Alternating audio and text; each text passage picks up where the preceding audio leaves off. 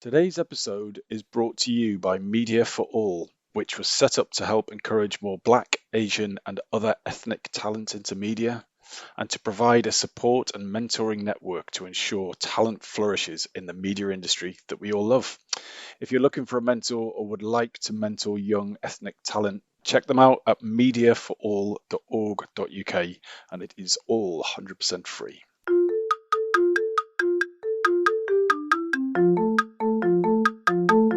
Hello and welcome to the Shiny New Object podcast. My name is Tom Ollerton. I'm the founder of Automated Creative, and this is a podcast about the future of marketing. Every week or so, I have the pleasure and the privilege of interviewing one of our industry's leaders, and this week is absolutely no different. I'm on a call with Tugce Aksoy, who's Senior Global Brand Manager, Magnum Icecream at Unilever. Tugce, thank you so much for joining. For anyone who doesn't know who you are or what you do, could you give us a bit of an overview? Yes, sure. Thank you for your perfect pronunciation of my name. That's unique. I am Turkish originally, and I've been working in Unilever for the last 10 years. But half of my career has been actually abroad, between UK and Netherlands. I'm not born a marketeer, I need to say. My first job was actually writing. I started my career writing in a magazine. I was very, very young. And all I wanted to do was like observe people and write stories about it. And then when I was actually getting into college, my family and friends were like, okay, just do something that you can make money out of. And then you do writing as a hobby. So I got into engineering. And from there, actually, I started my job in actually customer development and then in marketing in Unilever. And from then on, I was always in Unilever. I worked across different categories and different functions, but my favorite has been always marketing and brand experience. And this is what I do right now, purposeful marketing. And do you still do writing? Yes, I do indeed. Like it has continued as a hobby. Unfortunately, I didn't really put it on regular basis, but I do some writing. I have done recently one on Women's Day as well because it's so important for me. But I want to continue. And how I think is like I started in writing. Probably I will end up in writing, and this is just like a journey taking me back there. And so is it just generally work stuff that you do writing about, or do you do stuff that's not related?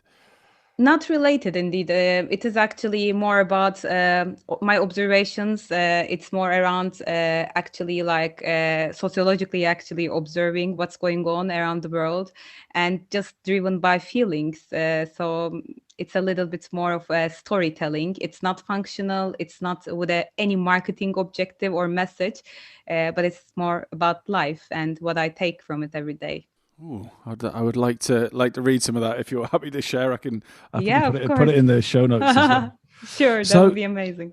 so you like writing, so therefore I assume you like reading. And do you read marketing books? Do they bore you, or do you get lost in them? Like, what's your approach to marketing literature?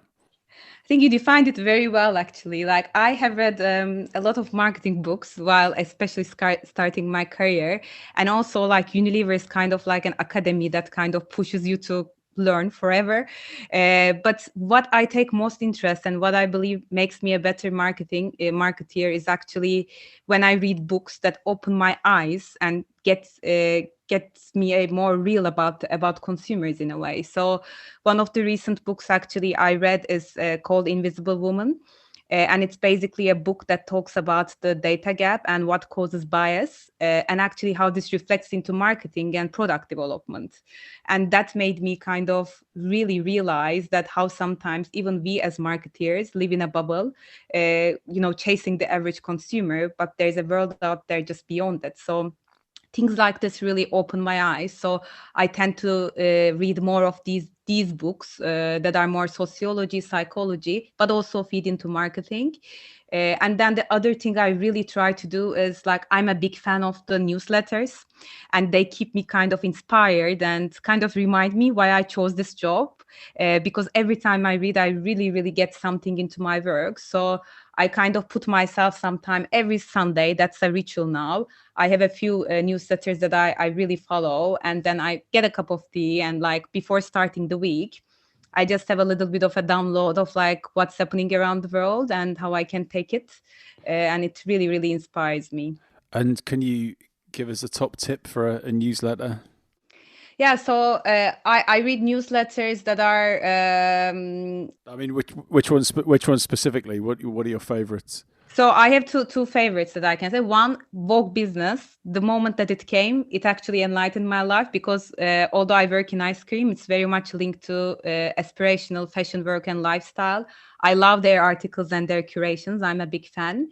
Then the second thing, I'm very lucky because I have a super techie husband, and he keeps me kind of on my toes all the time with what's going on. So he is also creating a newsletter called Submarine, and I also read it like every week, because it's a creation of like technology, media, and marketing. So these two are like definitely there. And then I kind of, go into that rabbit hole, like things take me to other places, and I just enjoy it a lot. Like I probably spend 1-2 hours every Sunday just reading. Oh, that sounds lovely. So, outside of committing your time at the weekend to reading newsletters, what has been the best investment of your time, energy, and money in your career? So that's something that I've been thinking a lot about lately, because actually these are the things that, like, when you make a controversial decision that like in short term seems like a bit stupid, but then in long term it just pays off. So an example of this is when I actually moved to London, because I had a really, really good career path in Turkey. I had a network that was supporting me, and I had very, very good potential to actually be promoted there and get to a really, really nice career. However, then I moved to London for a short-term assignment to be an expat for 1 year, and that was meant to be only 1 year. It was designed to be that way.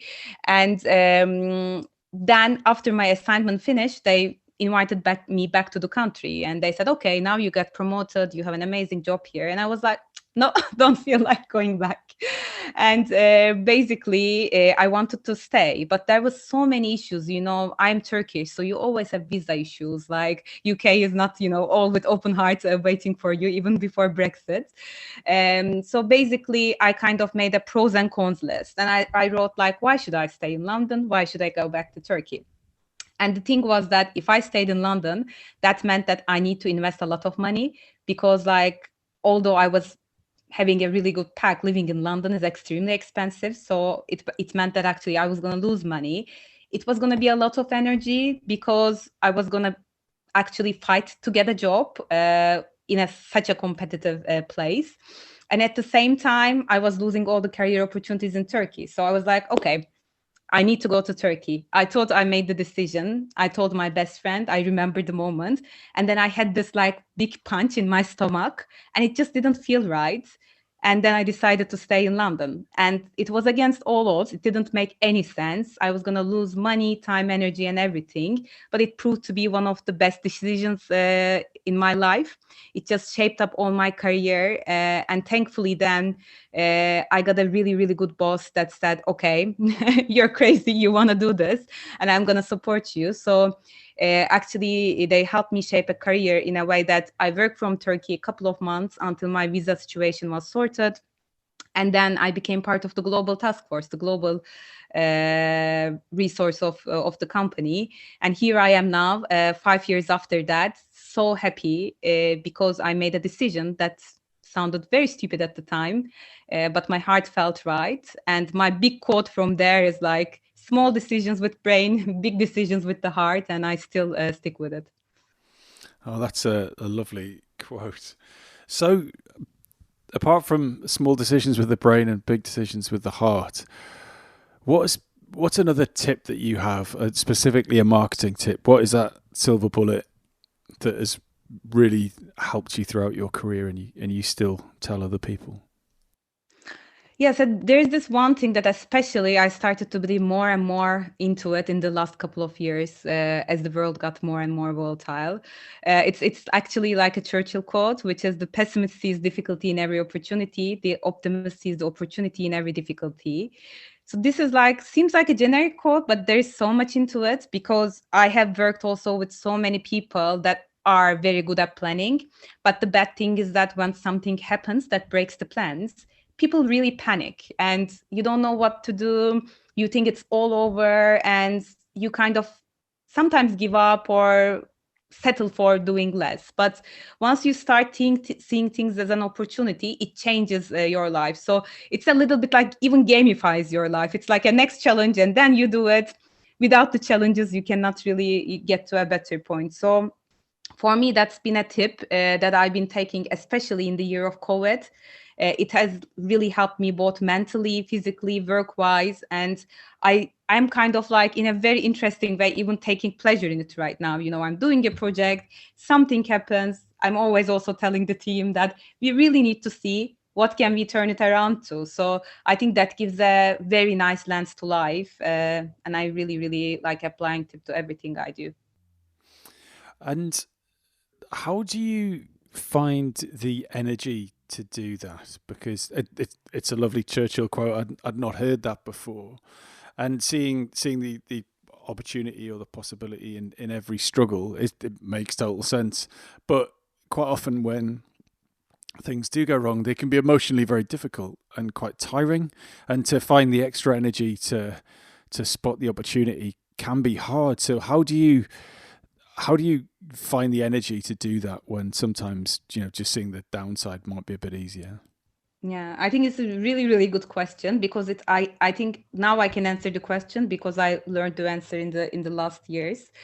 There are two things I think. One is to like literally close what you do and get a bit of a blank space, like breathe, get some distance, just like a little bit loosen your attachment to it, because the worst thing is really kind of slightly adjusting your plans to cope with the new challenge. And sometimes you just need to reboot. So I think learning to reboot, learning to breathe and take distance is the first thing I would say. And it gives you a lot of energy because it kind of like calms you down and also helps you see back the bigger picture, and be much better in taking the opportunity. The second thing is people, the people you're surrounded by. I wouldn't be able to do this if I was alone. I get my energy from ideas and people, and whenever I am in the situation, I'm not doing it alone. Like I'm basically with the team, and I try to kind of surround myself with the people that are excited and passionate as well, in kind of the similar mindset. So when we come together, we have a little bit of humor with the situation. We breathe together, we think together, and in a couple of hours, you see that actually we are all kind of feeding so many thoughts to in each other's minds that it is naturally turning into an opportunity. So I would say rebooting, setting back the context and spirit, and involving the people that brings you good energy. This is how I do it.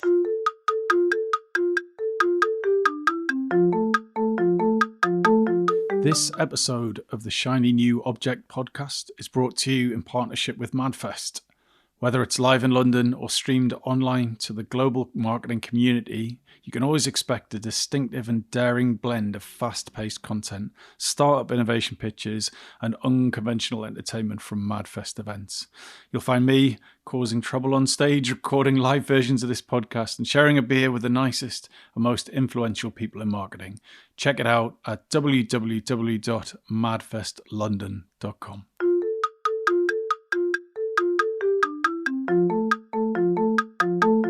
So we are at the halfway stage now, pretty much, and we're going to move on to your shiny new object, which I'm very, very interested to talk to you about.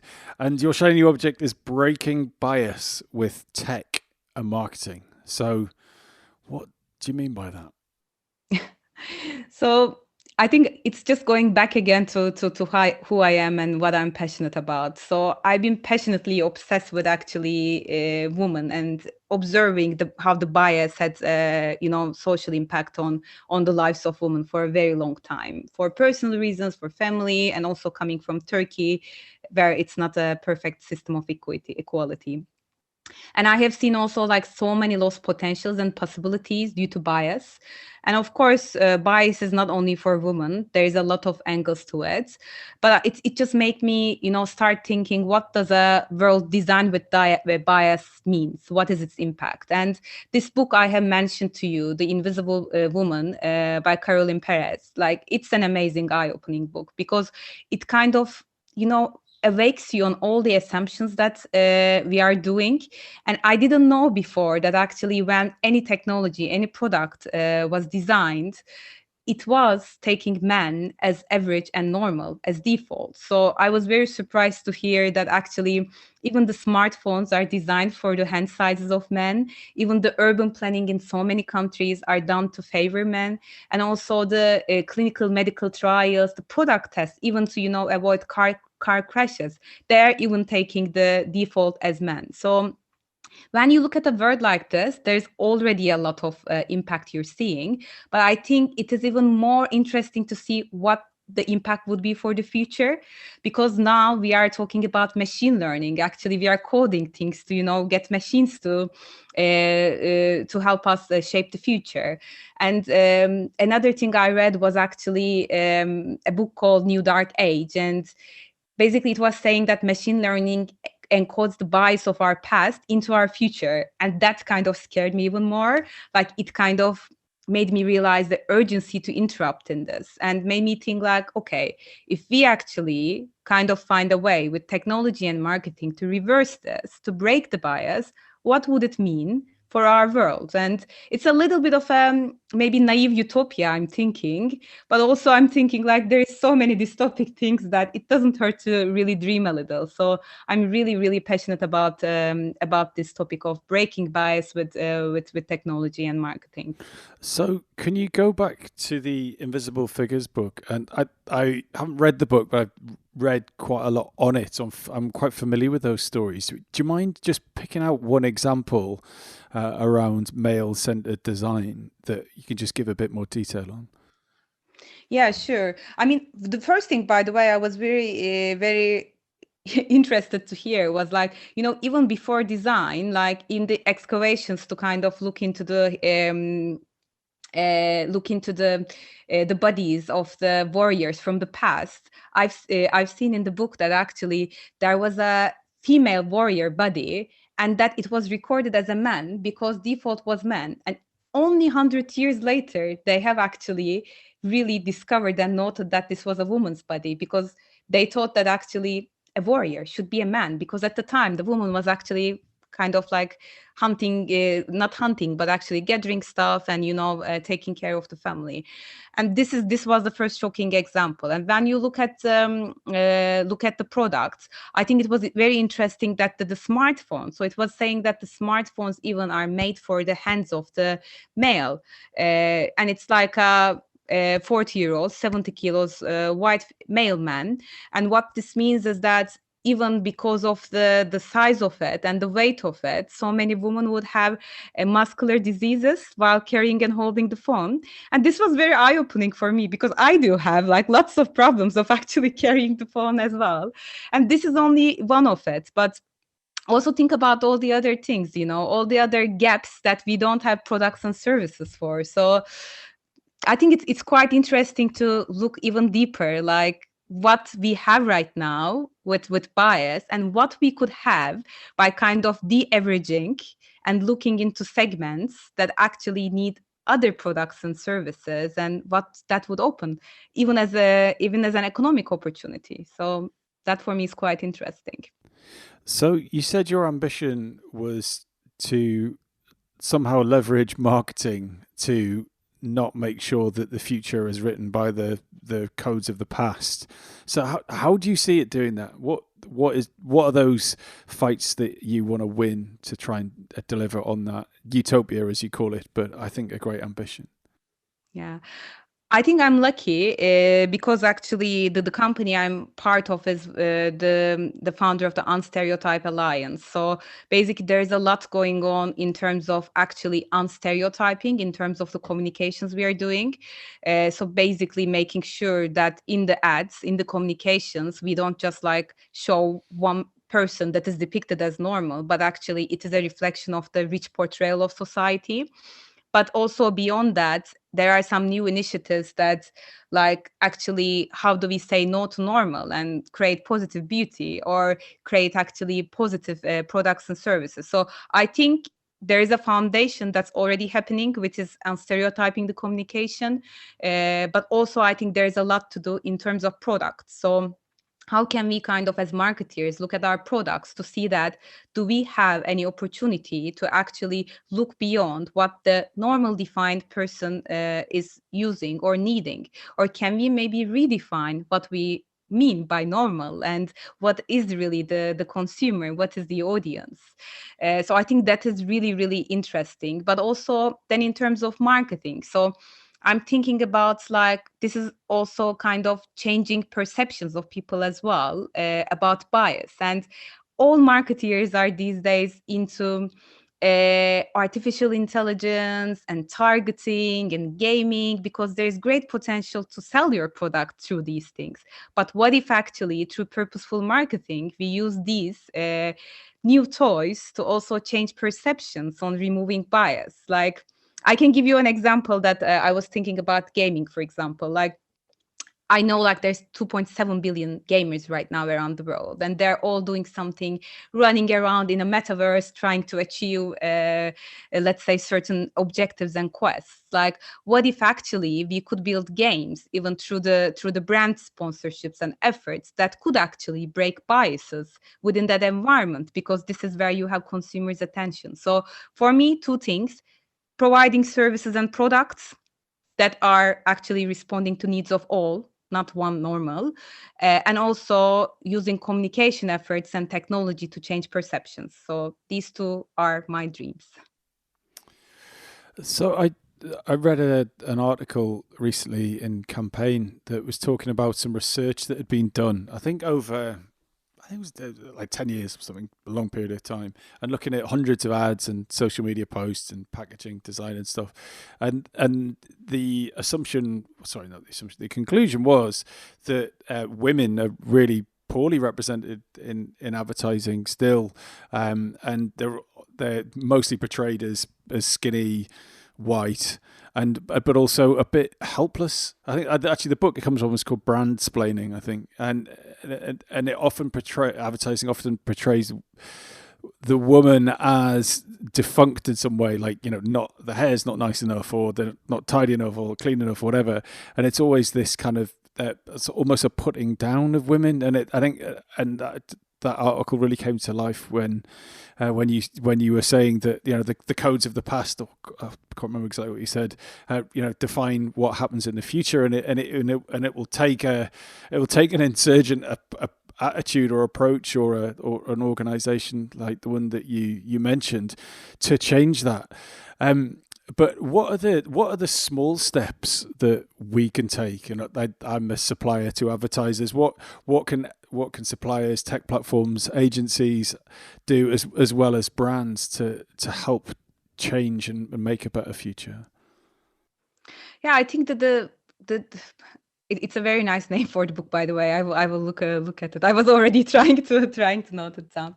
No, I think it's just starting with saying no to normal, because we need to question what is normal. You know, like it's both in terms of racial and gender topics that. It's been too long that actually the normal has been defined by one single thing that is not representative of society. So I think we should always have in our mind, whatever we do, first of all, how do we challenge the normal and do not make assumptions? So I think this is the job for all the agencies and marketeers that are doing this job.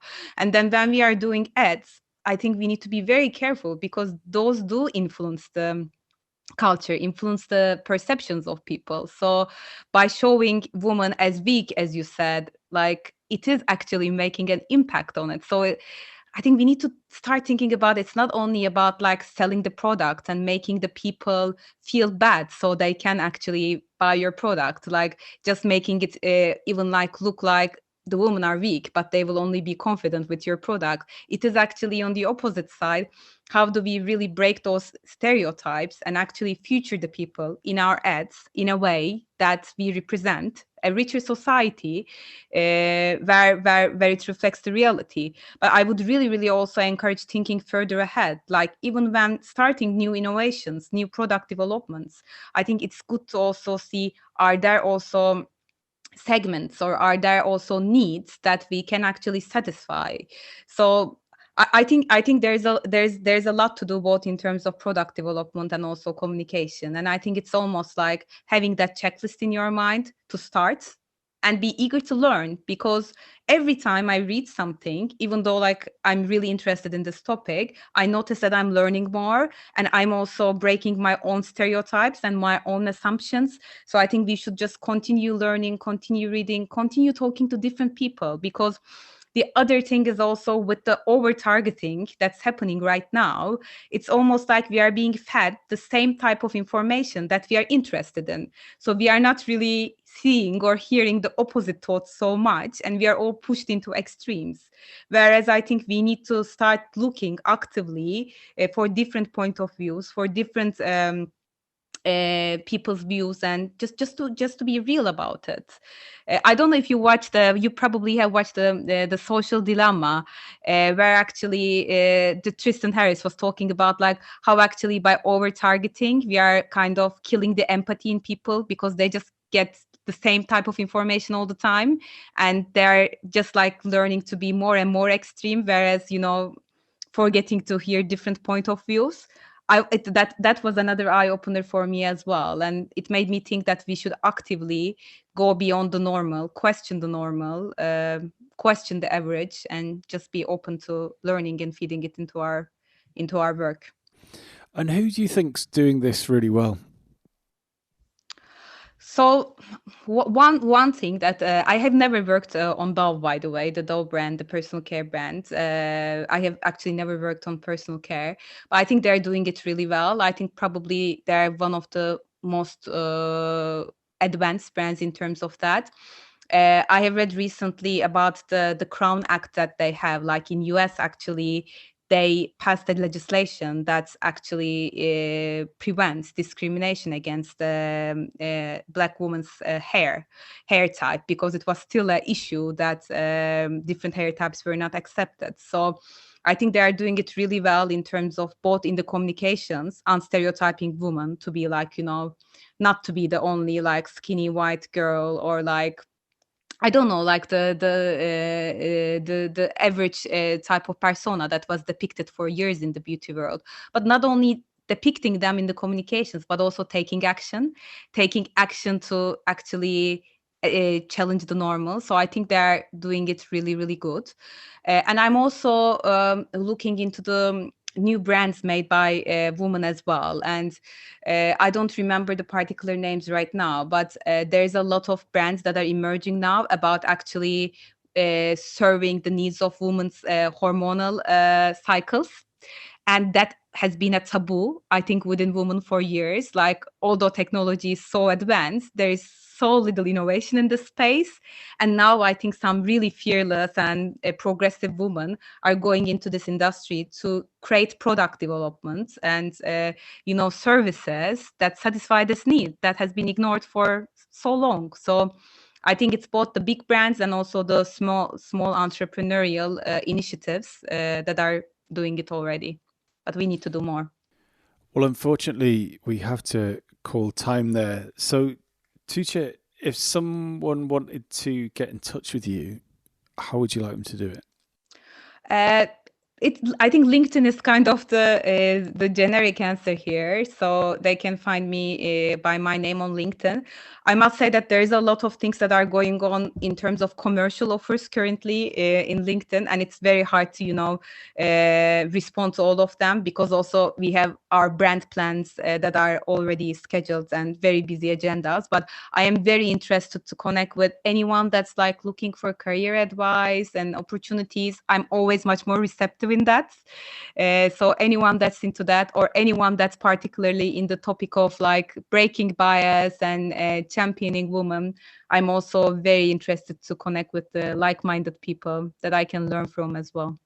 Fantastic. Tugce, thank you so much for your time. Thank you. It was a pleasure. Thank you so much, Tom.